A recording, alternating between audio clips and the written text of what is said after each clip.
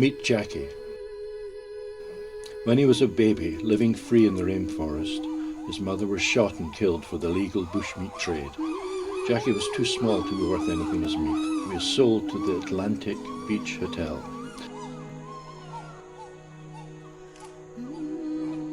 where he was put in a small concrete cage. Jackie grew up in this cage.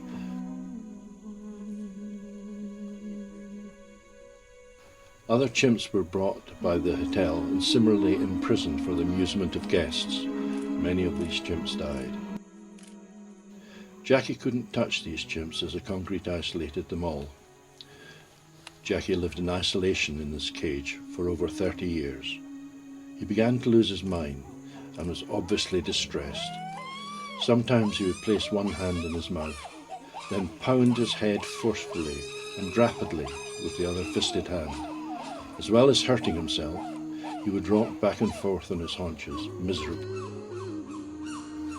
Then, in 1999, an American vet, Dr. Sherry Speed, saw the conditions in which Jackie and two other chimps, Nama and Pepe, were living. Sanctuaries in Cameroon wouldn't take adult chimpanzees, so Sherry sold her vet's practice and moved to Cameroon to build a new home for them.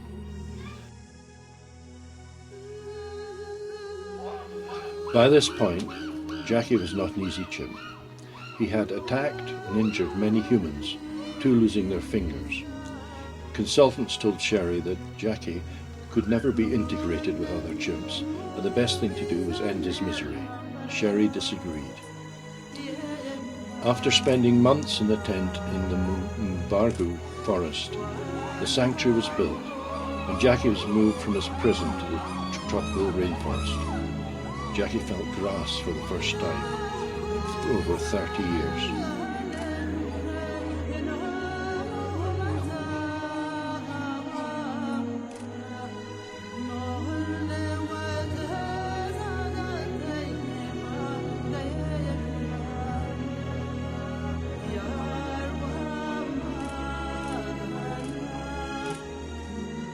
More traumatized chimps arrived at the sanctuary, rescued from inhumane situations.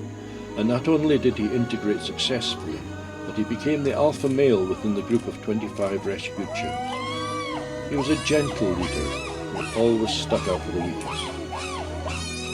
Now, at almost 60 years old and still living in Sangayong, he is the old man of the group, respected by all.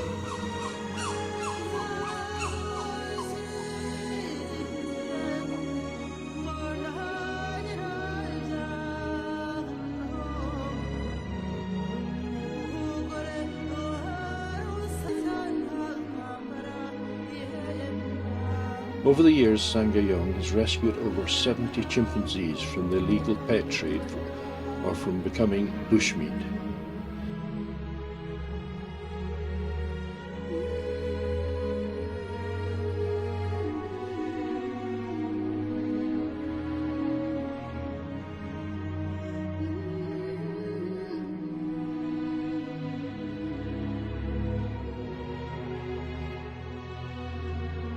The latest arrival was a baby who had been called Nyanga.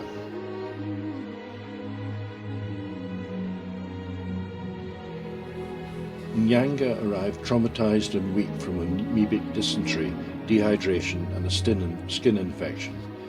During a health check, it was discovered she had gunshot pellets under her skin from her mother's killers. Emergency surgery was carried out.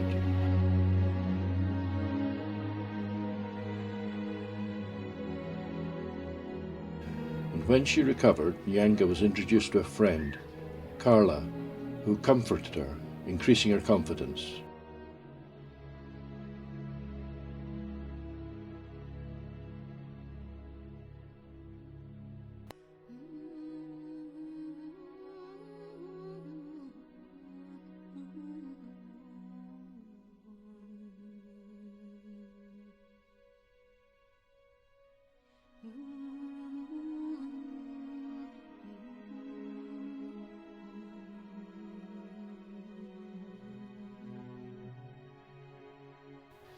Eventually, Carla taught Nyanga how to climb. They now spend all their days playing in the rainforest and will eventually be introduced to older females who will act as their foster mothers.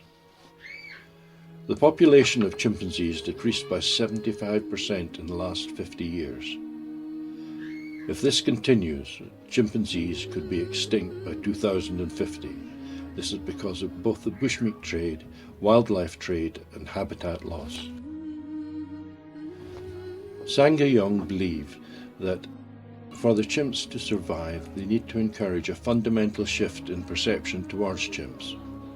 By starting the sanctuary, they wanted also to help the human population and hoped that would encourage a love between our two species of humans and chimps.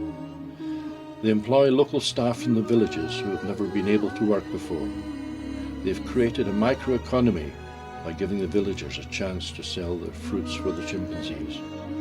They've built a school and pay the salary of a teacher. They have medically treated over 1,000 locals, saving many lives. They pay all the living costs of a local paralysed man called Francis, who was abandoned by his parents.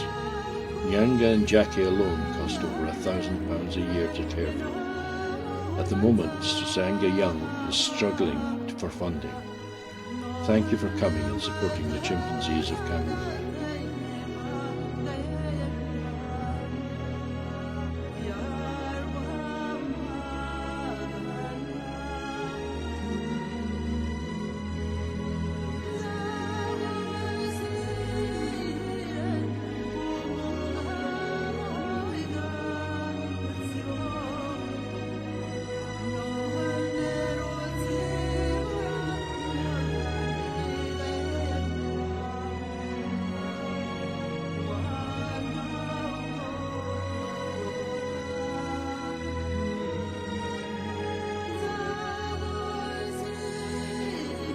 Nyanga and jackkk alone cost over £1,000 a year to care for, so that at the moment Sangha Young is struggling for funding.